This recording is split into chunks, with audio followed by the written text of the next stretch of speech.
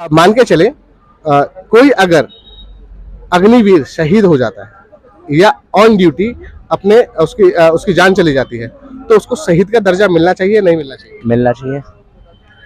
उसको पेंशन, उसके परिवार को पेंशन मिलनी चाहिए नहीं मिलनी चाहिए? नहीं मिलनी चाहिए। हम जो वोट कर रहे हैं वो कर रहे हैं मोदी जी को, योगी जी को। आज भी अगर बारिश आ जाए सबसे पहले बार दिल्ली में आती है। जिस क्षेत्र में आप खड़े हैं, एक फ्रेंड ऐसा है जिसकी पाकिस्तानी शादी मैंने खुद करवाई। प्यार और जंग में सब जायज है। जब सर लड़की लड़कर आदि क्या करेगा, काली बात खत्म।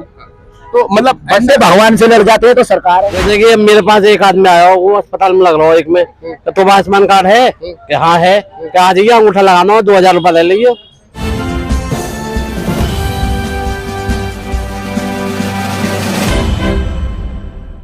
नमस्कार दोस्तों, मेरा नाम है विजेंद्र सिंह। आप देख रहे हैं जनता की तराजू। मैं खड़ा हूं अभी खुर्जा क्षेत्र के नाज मंडी इलाके में।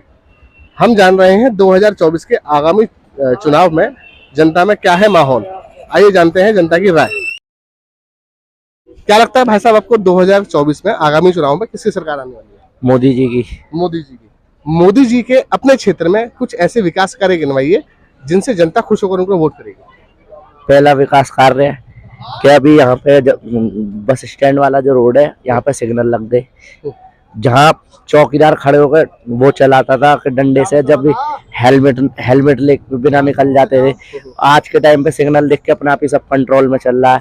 दूसरा, आधे से ज्यादा रोड देख लो, शहर के आधे से ज्यादा रोड में विकास हो गया है। घर घर फ्री सिलेंडर पहुंच रहे हैं। आधे से ज्यादा गांव में सुलभ शौचालय बन चुके हैं। नया नया शहर के कितने ऐसे लोग हैं जो 2 साल से मुफ्त राशन ले रहे हैं। उसके बावजूद भी कितनी सारी योजनाएं हैं, थोड़ा सा दूर करो, कितनी सारी योजनाएं हैं। बैंक आवास विकास योजना, ग्रामीण बैंक योजना, जिसका लाभ सारे जनता जो उठा रही है, तो क्यों नहीं वोट देंगे? हम तो देंगे। पहले अभी यहाँ पे हम आए दिन सुनते रहते थे कि उसका रेप हो गया। यहीं पास में चकला वाली गली है, आए दिन सुनते रहते थे कि फलानी लड़की का रेप हो गया, ये हो गया। 3 साल हो गए, 3 साल से हम देख रहे हैं जब से योगी जी की सरकार दोबारा आई है, अब तक तो ऐसा कोई भी केस सुनने में आया नहीं। फलानी लड़की रात में निकल कर जा रही है, उसे छेड़ कर भाग गया। सब कुछ कंट्रोल में चल रहा है। अच्छा, ये सिर्फ आपके क्षेत्र में ही ये विकास कार्य है या उत्तर प्रदेश, पूरे उत्तर प्रदेश या पूरे हिंदुस्तान में ऐसे विकास कार्य देखने को मिल रहे हैं?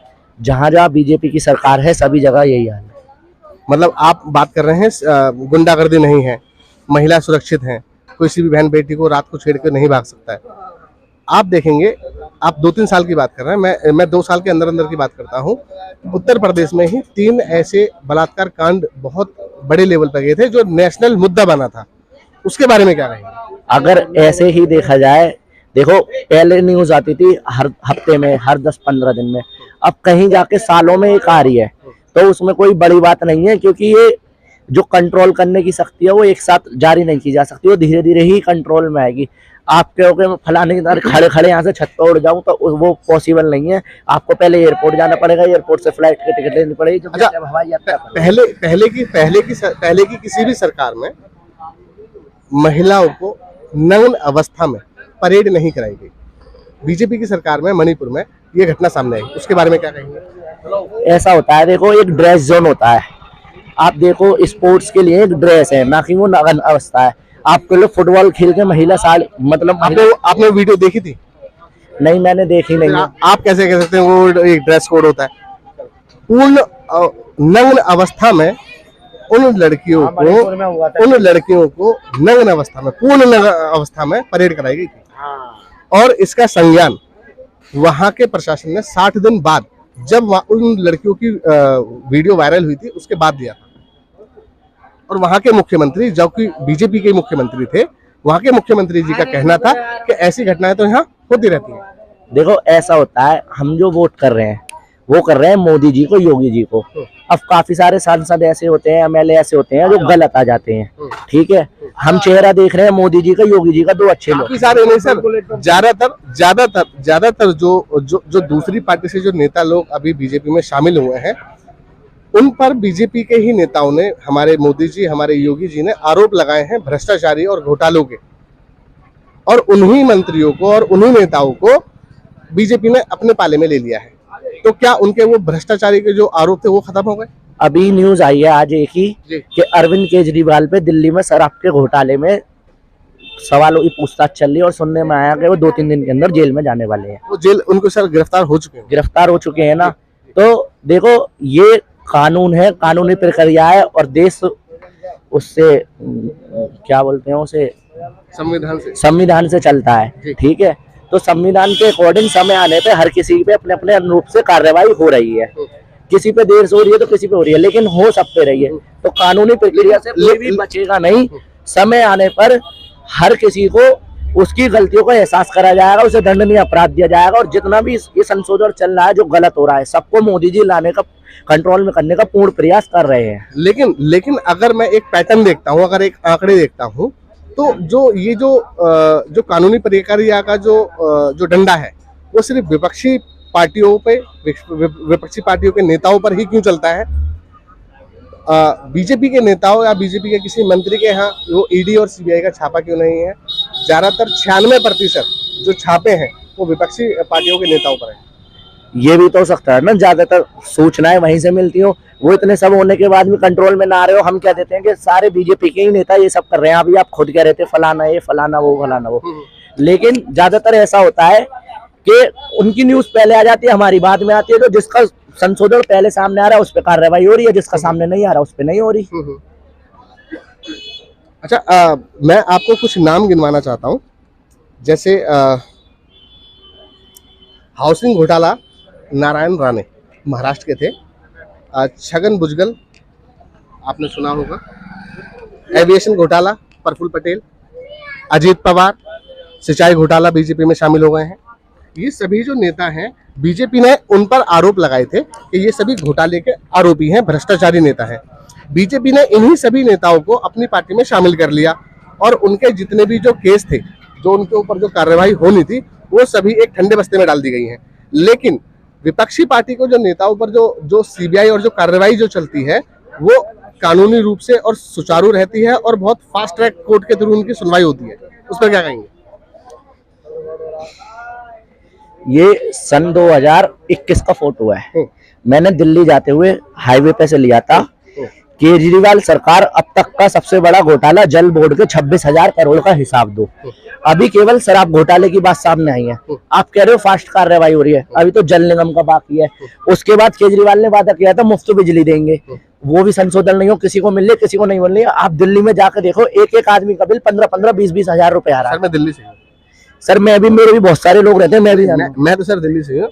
हमारे यहाँ 200 यूनिट तक बिजली फ्री रहती है। 200 यूनिट के बाद में 400 यूनिट तक 200। केजरीवाल ने बोला था दिल्ली की सारी सड़कें नहीं बनेंगी, बोला था, क्या सारी बन गई? आज भी अगर बारिश आ जाए सबसे पहले बार दिल्ली में आती है। अगर सड़कों की बात करते हैं तो हिंदुस्तान की सड़कों का श्रेय जाता है नितिन गडकरी जी को। तो दिल्ली की सड़कों का श्रेय केजरीवाल जी को क्यों देना चाहते हैं? हम उन्हें श्रेय नहीं देना चाहते। उन्होंने बोला था हम उनकी बात को पकड़ लें, जैसे आप और विपक्षी दलों के नेताओं की बात को पकड़ रहे हैं। तो संशोधन करना है तो सभी पे करो, किसी एक को भी मत पकड़ो। बीजेपी पार्टियां और भी बहुत है। नहीं सर, मैं तो फैक्ट पे बात कर रहा हूँ। मैं किसी की तरफदारी नहीं कर रहा हूँ। मैं भी सर फैक्ट पे ही बात कर रहा हूँ। नहीं, आप सड़क की बात कर रहे हैं ना कि सारी सड़कें नहीं बनेंगी। तो अगर हिंदुस्तान की सड़कों का श्रेय अगर हिंदुस्तान की सड़कों का श्रेय नितिन गडकरी जी को जाता है, तो सिर्फ दिल्ली की सड़कों का श्रेय आप केजरीवाल जी को क्यों देना चाहते हैं कि सड़कें नहीं बनी?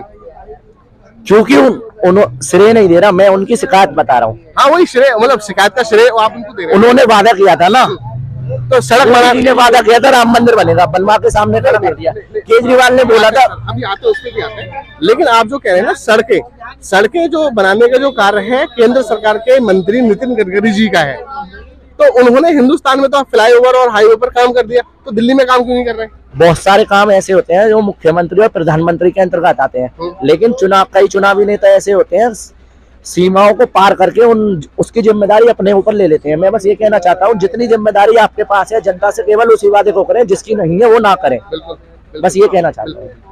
अच्छा, चलिए, सीमा, अगर आप सीमा से बाहर जाने की बात कर रहे हैं तो मैं ये सुनना चाहता हूँ, हमारे देश की सीमा कितनी सुरक्षित है? क्या सुरक्षित नहीं है? आप बताओ मुझे। सुरक्षित नहीं है, आप बताओ, है या नहीं? वो तो सर मैं आपसे सुनना चाह रहा हूँ। मैं तो आपसे पूछना चाह रहा हूँ, आपने मुझसे सवाल किया, आप ही बता दो सुरक्षित है या नहीं? क्योंकि मैं देख पा रहा हूँ अभी एक नया मुद्दा है जो बहुत ज्यादा वायरल है, सीमा हैदर का। वो सैनबारी करके बिना वीजा बिना परमिट के हमारे हिंदुस्तान में घुस आई। अकेली नहीं, 4 बच्चों को साथ में लेकर।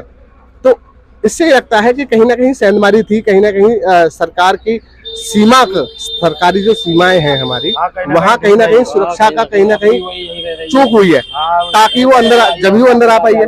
तो इससे क्या लगता है आपको, हमारी सीमाएं कितनी सुरक्षित है?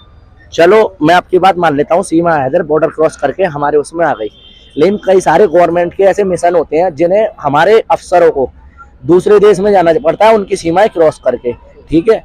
तो कहीं ना कहीं उन लोगों से भी कभी ना कभी ढील होती होगी, जिसका लोग फायदा उठा लेते हैं, चाहे वो हमारे अफसर हो चाहे उनके। नहीं सर, आप ऐसा तथ्य नहीं दे सकते। मैं सिर्फ आपसे पूछ रहा हूँ, हमारे देश की सीमा कितनी सुरक्षित है? सर पहले के मुकाबले तो बहुत ज्यादा सुरक्षित है। जैसे कि पहले देखो आप, मुंबई का आया था ताज होटल का, वहां आतंकी घटना हो गई, कई बार दिल्ली में बम फटे थे। आज के टाइम में मोदी जी के राज को 14-15 साल होने वाले हैं, मैंने तो कहीं न्यूज सुनी नहीं है कि वहां बम फट गया, वहां बम फट गया, यहाँ आतंकी हमला हो गया, वहां हो गया, अब तक तो सुना नहीं। पहले के मुकाबले पुलवामा हमले के बारे में सुना है आपने? पुलवामा हमले के बारे में सुना था, लेकिन सर हमारी एक्सपेक्टेशन होती है 100%। आप नेता सही चाहे, बालाकोट हमले के बारे में सुना है आपने? मैंने सुना है, मैं उसी पे आ रहा हूँ। हमारी जब भी कोई भी राजनेता नया चेहरा सामने आता है, हमारी एक्सपेक्टेशन होती है सबसे 100%। हम चाहते हैं कि ये नेता बना, इससे हमें 100% रिजल्ट मिल जाए, कोई भी काम हो। लेकिन सर ऐसा नहीं है, सब काम समय के न्याय और समय के अनुरूप होता है।